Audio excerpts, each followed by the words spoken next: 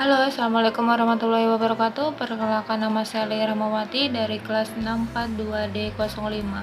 Di sini saya akan membahas tentang materi korupsi dengan judul Pandemi Tak Hentikan Munculnya Kasus Korupsi. Yang pertama itu ada abstrak. Korupsi adalah bentuk ketidakjujuran atau tindak pidana yang dilakukan oleh seseorang atau suatu organisasi yang dipercaya dalam suatu jabatan kekuasaan untuk memperoleh keuntungan yang haram atau penyalahgunaan kekuasaan untuk keuntungan pribadi seseorang. Tujuan penulisan ini adalah menganalisis bagaimana tindakan koruptor oleh para aparatur pemerintah di tengah pandemi virus COVID-19. Penanganan dan hukuman untuk tindakan korupsi aparatur pemerintah Indonesia dan upaya meminimalisir tindakan korupsi di Indonesia. Pengertian korupsi. Kata korupsi berasal dari bahasa Latin yaitu corruptio dan corruptus, adalah tindakan merusak atau menghancurkan, kebusukan, keburukan, kebejatan, dapat disuap, tidak bermoral, menyimpan penyimpangan dari kesucian. Menurut Kamus Besar Bahasa Indonesia atau KBBI, korupsi adalah penyelewengan atau penyalahgunaan uang negara atau uang perusahaan, organisasi, yayasan, dan sebagainya untuk keuntungan pribadi ataupun orang lain. Korupsi menurut sudut pandang hukum. Yang pertama, perbuatan melawan hukum. Yang kedua, penyalahgunaan kewenangan, kesempatan, ataupun sarana. Yang ketiga, merugikan keuangan negara atau perekonomian negara. Yang keempat, memperkaya diri sendiri, orang lain, ataupun korporasi. Yang selanjutnya itu adalah jenis-jenis tindakan pidana korupsi. Yang pertama, menerima atau memberikan hadiah atau janji. Yang kedua, penggelapan dalam jabatan. Yang ketiga, pemerasan dalam jabatan. Yang keempat, ikut serta dalam pengadaan. Sebab terjadinya korupsi. Yang pertama, konsentrasi kekuasaan di pengambilan keputusan yang tidak bertanggung jawab langsung kepada rakyat. Kedua, kurangnya transparansi di pengambilan keputusan. Tiga, kampanye politik yang mahal dengan pengeluaran lebih dari pendapatan politik yang normal. Empat, proyek yang melibatkan uang rakyat dengan jumlah yang besar. 5. Lingkungan tertutup yang mementingkan diri sendiri dan jaringan, yaitu teman lama. Kelemahan ketertiban hukum, lemahnya profesi hukum, kurangnya kebebasan berpendapat atau kebebasan media massa. Yang terakhir, gaji pegawai pemerintah yang sangat kecil. Korupsi sebagai kejahatan luar biasa.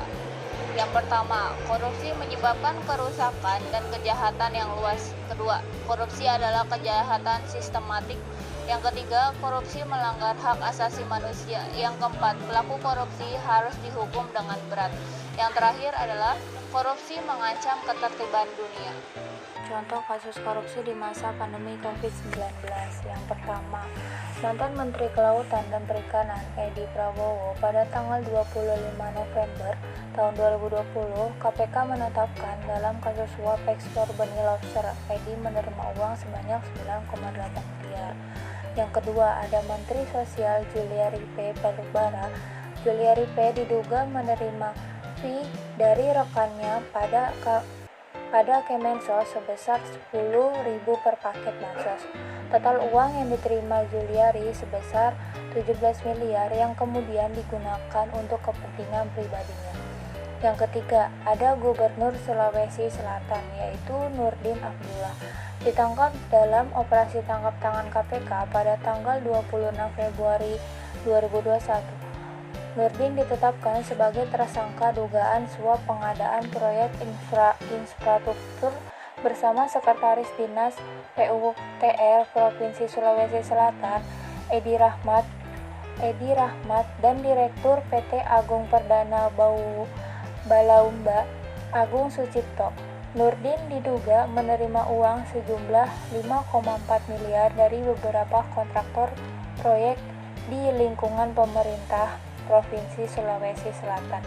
Nah, yang terakhir ada Bupati Bandung Barat atau AA Umbara, terlibat korupsi pengadaan barang tanggap darurat bencana alam COVID-19 dengan total realisasi anggaran senilai 52,1 miliar. AA Umbara ini diduga telah menerima uang sejumlah sekitar 1 miliar. Selanjutnya ada dampak dari korupsi. Yang pertama, dari bidang ekonomi.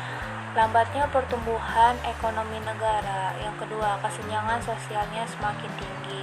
Dan yang ketiga, fasilitasnya memburuk. Lalu ada dari bidang kesehatan. Buruknya pelayanan kesehatan, tidak memadai dan kekurangannya obat-obatan, susahnya pengadaan alat kesehatan. Dari segi pembangunan, kualitas bangunan yang buruk sehingga dapat membahayakan keselamatan publik. Yang keempat ada korupsi meningkatkan kemiskinan, dan yang terakhir dampaknya pada sosial dan budaya. Nah, di sini peran serta dalam pemberantasan korupsi. Yang pertama dari pemerintah. 1. Membangun kultur yang mendukung pemberantasan korupsi. 2. Mendorong pemerintah melakukan reformasi publik sektor. 3. Pembangunan kepercayaan masyarakat. 4. Mewujudkan keberhasilan penindakan terhadap pelaku korupsi besar. Yang terakhir, memacu aparat hukum lain untuk memberantas korupsi.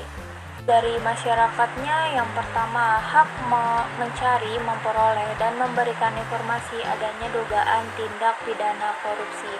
Yang kedua, hak untuk memberikan informasi adanya dugaan tindak korupsi.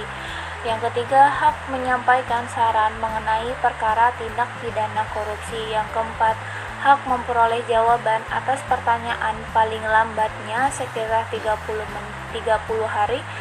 Hak untuk memperoleh perlindungan hukum dan penghargaan pemerintah kepada masyarakat. Dari pembahasan tadi dapat disimpulkan bahwa korupsi merupakan suatu tindakan ketidakjujuran atau tindak pidana yang dilakukan oleh seseorang atau suatu organisasi yang dipercaya dalam suatu jabatan kekuasaan.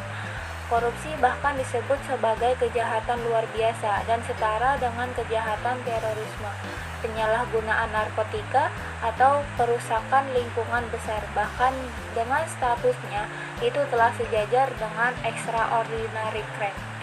Munculnya pandemi COVID-19 tak menghentikan para aparatur pemerintah rakus untuk melakukan korupsi. Dampak yang ditimbulkan dari korupsi yang mengakibatkan lambatnya pertumbuhan ekonomi, pengadaan alat kesehatan dan obat-obatan yang semakin sulit, berdampak terhadap pembangunan, kemiskinan, dan sosial budaya. Dan untuk mencegah terjadinya korupsi, pemerintah bersama rakyat Indonesia harus sama-sama berperan dalam upaya pemberantasan korupsi agar kasus di Indonesia ini bisa berkurang. Terakhir dari saya, ada sebuah kutipan dari mantan Hakim Agung Bapak Artijo Alkostar. Kejujuran itu tidak ada sekolahnya, kejujuran itu tidak bisa mengajar tetapi harus dihidupkan. Terima kasih, sekian, wassalamualaikum warahmatullahi wabarakatuh.